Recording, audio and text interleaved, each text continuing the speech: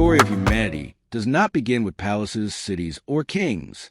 It begins in the raw wilderness, in a world untouched by steel or fire. 1,000,000 years ago, before the names of nations were carved into history, human beings walked the earth as fragile wanderers. Their homes were caves, their tools were stones, their fires were fragile sparks trembling against the wind. And yet, within those fragile sparks burned something stronger than any beast. The unbreakable will survive to protect and arise. Imagine them, our first ancestors, standing at the edge of an endless plain. The air is cold, the wind heavy with snow, and before them roams one of the greatest creatures to ever walk the earth, the mammoth, towering beasts draped in shaggy coats, with tusks curling like the crescent moon. To the first humans, they were mountains of flesh and bone, creatures that could trample a man with a single step.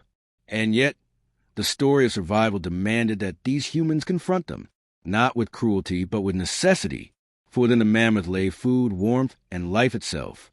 It is here, in this confrontation, that the story of human dignity begins.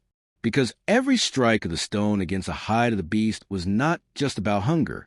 It was about proving that even in a world designed to crush them, humans could stand tall, fight back, and carve their space. But as we remember this confrontation, we must look deeper. For the story of survival against mammoths mirrors another story, one that lives in the memory of every black man, woman, and child whose ancestors stood against the towering forces of oppression. Just as the first humans faced beasts far larger than themselves, so too have black lives faced systems, empires, and powers determined to trample dignity into the earth. The confrontation, then and now, has never been only about survival. It has been about justice, about identity, about daring to say, "We belong." Picture a small tribe gathered in silence around a crackling fire. Their faces glow in the light, shadows dancing on stone walls. The elders speak of the hunt to come. The mammoth is near, they say. Its tracks cut deep into the frozen ground. Its roar trembles in the night. Some of the young are afraid. They see the size of the beast and feel the smallness of their hands. But one rises, a leader not chosen by power but by courage. He says, "If we do not rise, we will starve. If we do not stand, we will vanish. The beast is large, but together we are larger." And so they prepare, not with the weapons of kings, but with sharpened stones and pointed sticks. They do not have much, but what they do have is unity. They do not fight for glory, but for children waiting in the cave, for mothers carrying infants against their chests, for elders who still hold wisdom in their eyes. Each strike they will throw is not a strike of hatred. It is a strike of survival, of responsibility, of justice for their people.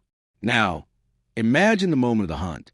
The snow falls thick, muffling the sound of their feet. The mammoth appears, a mountain moving across the plain.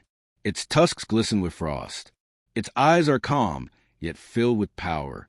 The hunters spread, circling with silent steps. Their breaths are visible in the freezing air. The first spear flies, striking not to kill, but to slow. The beast roars, the ground shakes, and for a moment, fear threatens to break them. But they remember, this is not about one man.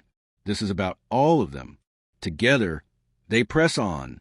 More spears fly. Stones crack against bone, and though the beast charges, trampling snow and earth beneath its feet, the tribe does not scatter. They hold their ground. Their courage becomes their weapon. And in that moment, humanity proves itself. Fragile bodies, fragile weapons, yet unbreakable will. The mammoth falls, and with it, the tribe rises. When the beast lies still, the people do not cheer with cruelty. They gather around in reverence. The elders bow their heads. They thank the creature for its sacrifice, for the life it gives. Because dignity is not found in destruction, but in respect. Even in survival, they understood that justice meant balance. They took only what was needed. They honored the beast. They remembered that strength without respect is nothing more than tyranny. This story, though carved in the memory of a world 1,000,000 years ago, echoes into our present.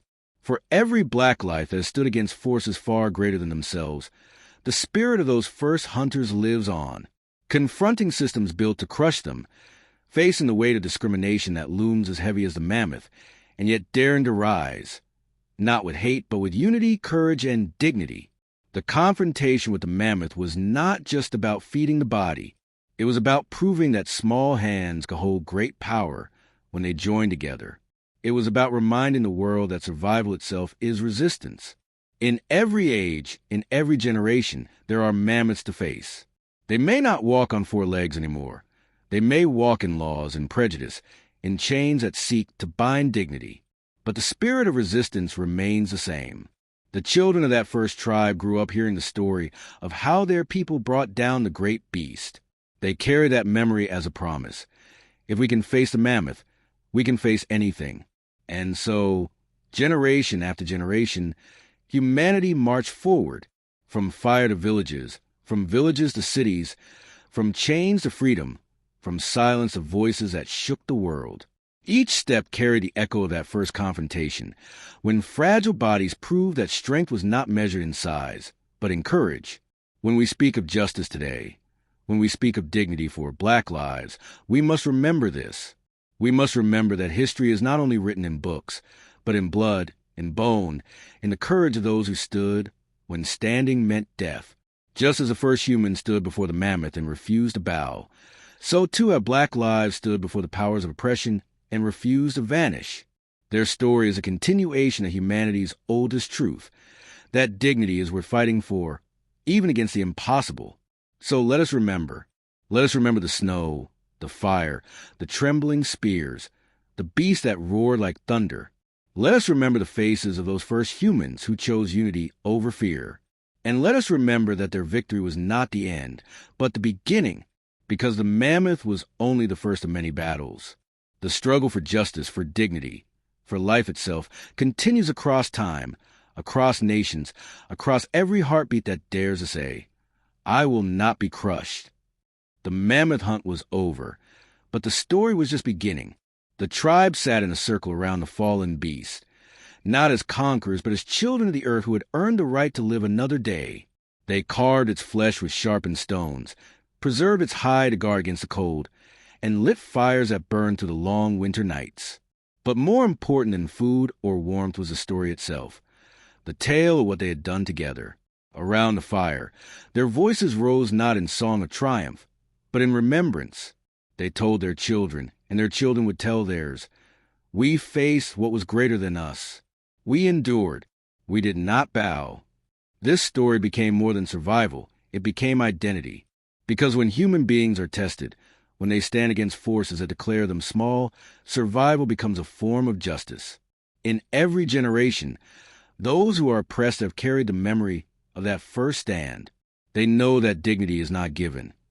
It is taken in the face of fear. And so, the fire of the mammoth hunt burns inside us still. Now shift forward across the vast ocean of time. The plains turn to fields, the caves to villages, the spears to plows. Empires rise and fall, yet the struggle remains the same. In the soil of history, Black lives have faced their own mammoths, not beasts of flesh and tusk, but beasts of bondage and hate. Chains forged in iron, laws written to deny humanity, voices silenced beneath the weight of oppression. These new mammoths towered high, declaring themselves untouchable. And yet, just as before, the people gathered together around their fires, their churches, their songs. They whispered to their children, "We will not bow. We will endure." Imagine an enslaved mother holding her child close in the night. The fields stretch endless. The overseer's whip cracks in the distance, and her body bears the scars of cruelty. But in her eyes burns the same flame that guided the first hunters. She whispers, "You are more than this. One day, you will be free." That whisper is a spear against the mammoth. It is small, fragile, but it strikes. And when passed from mother to child, father to son, community to community, it becomes a storm. The beast begins to shake. Think of the men and women who rose in defiance, who carried dignity as their only weapon. They were told the mammoth of slavery could never fall. But they struck anyway, with words, with marches, with songs that lifted the soul higher than chains could ever bind. They remembered, even if they did not know it, that survival is resistance, that unity is strength, that the mammoth can fall. The story of 1,000,000 years ago becomes a mirror for today. Where the mammoth once roamed, now stand systems designed to intimidate, to divide, to deny dignity. Yet still, black lives rise in courage.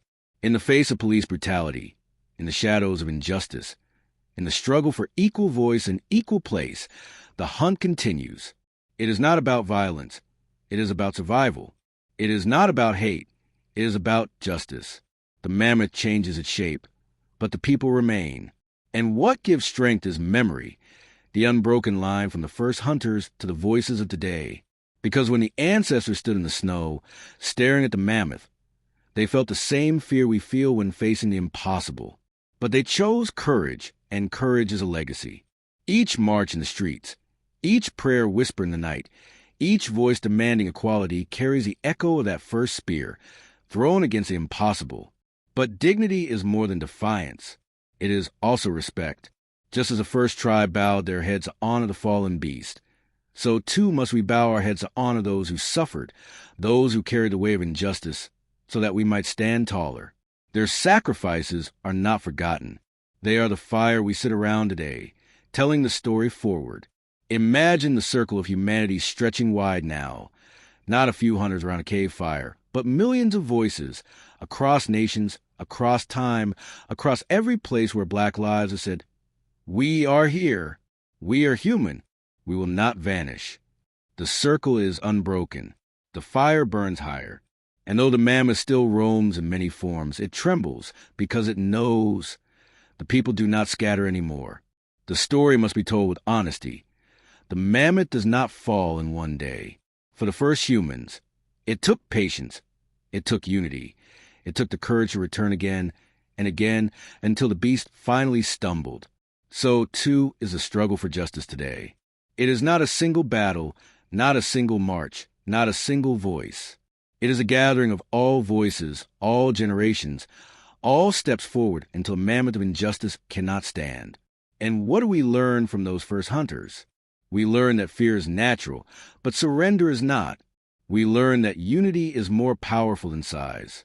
We learn that dignity comes not only from victory, but from the way we carry ourselves in a fight.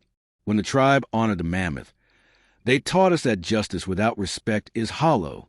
When black lives march for equality, sing for freedom, fight for dignity, they teach the world that justice is not revenge. It is restoration. It is balance. It is life itself. The story is still being written. Somewhere tonight, a young boy or girl is hearing from their parents that they must stand proud, no matter what the world says. They may not know the story of the first hunters, but the flame inside them is the same. They will carry it forward. They will face the mammoths of their age. And one day, they will sit around the fire of memory and tell their children, "We endured. We stood. We did not bow." So let us not forget. Let us not forget the snow, the mammoth, the trembling spears. Let us not forget the chains, the fields, the songs sung in sorrow yet filled with hope. Let us not forget the marches, the cries of justice, the names spoken aloud so they will never vanish. Let us not forget that the struggle for dignity is the oldest story of humanity and the most sacred, because in the end, the story is not about beasts or chains or laws. It is about the human spirit. It is about the unbroken line of courage that stretches from the frozen plains 1,000,000 years ago to the streets we walk today. It is about the truth that no matter how large the mammoth, no matter how heavy the oppression, dignity cannot be crushed. It will rise again and again as long as there is breath in us. The fire burns still. The story continues.